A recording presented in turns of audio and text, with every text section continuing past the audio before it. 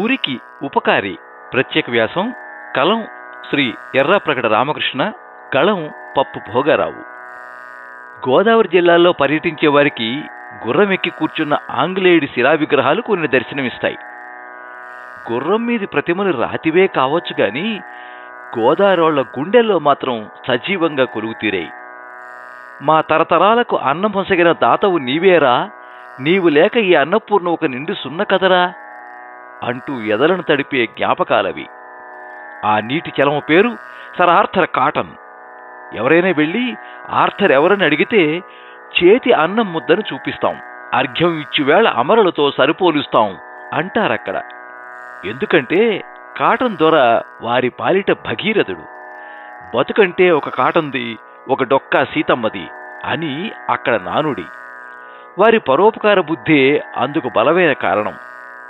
రఘువంశంలోని త్యాగాయ, యోగవాసిష్టంలోని పరోపకారకారిణ్య శ్లోకాలే కాదు, ఆధునిక సాహిత్యం సైతం పరోపకార బుద్ధికి నీరాజనాలు పట్టింది, జేజేలు కొట్టింది. అలాంటి వారికి చరిత్ర పుటల్లో చోటు దక్కింది.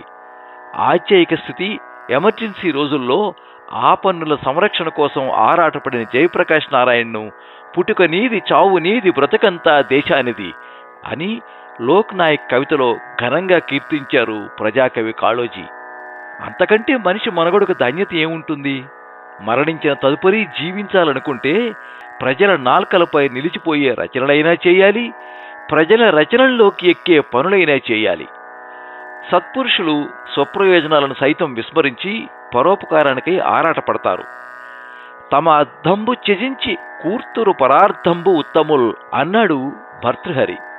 ఉత్తిపుణ్యాన లోకానికి మేలు చేస్తారంటూ లోకులెవరైనా లంచమిచ్చారనా మేఘుడు పుష్కలంగా నీరుస్తున్నాడు అని గొప్ప పోలికి చెప్పాడు. సత్పురుషుల సహజ లక్షణమది. సాయపడే బుద్ధే దేహానికి నిజమైన అలంకారం అన్నారు కవులు. ఉపకారం అనేసరికల్లా ఊర్లోంచి పారిపోయేవారు ఉంటారు. అలాంటి వారినే ఉడుము ఉండదు నూరేండ్లును, పడి ఉండదు పేర్మి పాము కొండచిలువ 10 నూరేండ్లున్ మడుగున కొక్కెర కొంగ ఉండదే అంటూ వెక్కిరించాడు బద్దెన కవి. ఇలా భూమిపై పురుషార్థపరుడు కావలి సుమతి అని హితవు పలికాడు. పరోపకారం అంటే దేవుడు ఇష్టపడే మనుషుల స్వభావం. లోకంలో చాలామంది దాన్ని గుర్తించరు. సుదక్షిణా పరిణయ కావ్యంలో తను పని ఎంత, ధర ఎంత, మీ బతుక్కి విలువెంతో చెప్పగలరా అన్న అన్నయ్య కవి ప్రశ్నకు చాలామంది దగ్గర జవాబు దొరకదు. ఆ తరహా జనాభా ఎక్కువే అయినా వారి మధ్యలోనే ఊరి బాగు కోసం తాపత్రయపడే ఉత్తములు ఉంటారు. వారినే విశ్వహితక్రముల్, ఊరికి ఉపకారులు అన్నాడు యలకూచి బాలసరస్వతి. ఉత్తరప్రదేశ్లోని ఫిరోజాబాద్ జిల్లా గ్వరాయి అనే కుగ్రామానికి చెందిన బాబా మహేశానందగిరి ఆ కోపకు చెందిన సజ్జనుడు.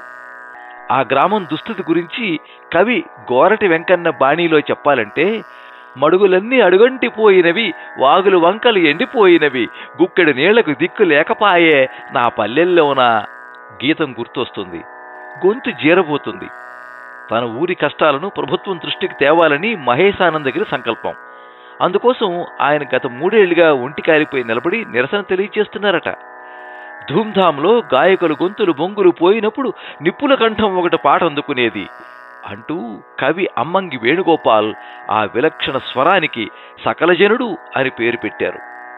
మహేశానందగిరిని ఆ తరహా దీపధారిగా, టార్చ్ బేరర్గా చెప్పుకోవాలి. ఊరంతా ఆయన వెనుక నడవాలి. మీరింతవరకు ఊరికి ఉపకారి ప్రత్యేక వ్యాసం విన్నారు. కలం శ్రీ ఎర్రప్రగడ రామకృష్ణ, గళం పప్పు భోగారావు. సర్వే జనాః సుఖినో భవంతు.